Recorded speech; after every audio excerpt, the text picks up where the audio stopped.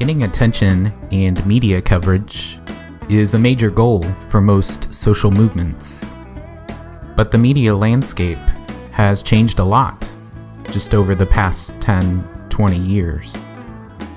Our news sources are more digital, more diverse, more fragmented, and more likely to be passed through social networks than they used to be.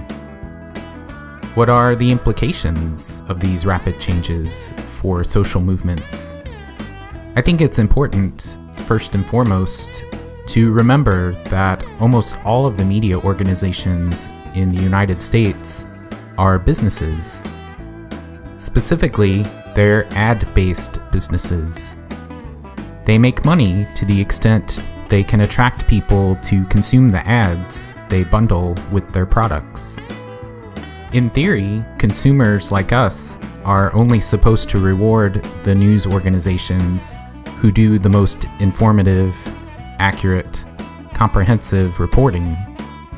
But in practice, people are increasingly flocking to news sources that echo their own personal beliefs and perspectives. Increasingly, slick presentations, hype, fiery partisan debates, and fluff pieces attract more attention than doing a good job covering the most important news. There are two broad types of media organizations out there. The ones who will, like the mainstream media, attempt at all times to present an air of neutrality, and the ones who will invoke a passion for the truth to explain their commitment to presenting news and opinions from a particular viewpoint. In every media organization, the talk is always about finding out the truth. But at the core of every media organization, the business model is always about attracting attention. And what attracts attention is controversy. Your cause to save puppies might get a mention in a fluff piece, but it's never going to become a media juggernaut. The causes that gain the most media coverage are the ones that inspire passionate supporters and passionate opponents. And if there aren't any passionate opponents to your cause yet, perhaps the media will take it upon itself to create some through speculative, poorly sourced coverage that raises questions.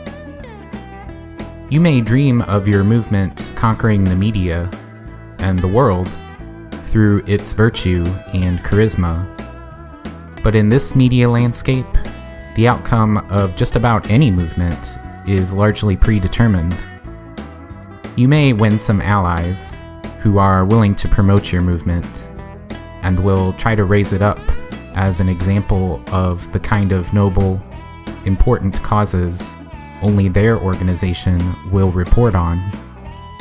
But just as surely, you'll attract some enemies, some reporters sniffing for a scandal, some organizations that want to hold up your movement as an example of an underreported threat. And the mainstream media, bound at all times to appear neutral, will feel compelled to cover both sides, no matter how silly or unpopular the other side's arguments may be. It's a catch-22, because movements need media coverage, but at the same time, we have a media ecosystem that takes movements of all kinds and turns them into the kind of highly charged, controversial, and scandalous stories that will create the most attention for them, but create powerful enemies for the movement. It's something to be aware of as you plot a media strategy. A smart movement will know that the media will try to turn their movement into something it isn't necessarily, and plan ahead to resist those attempts.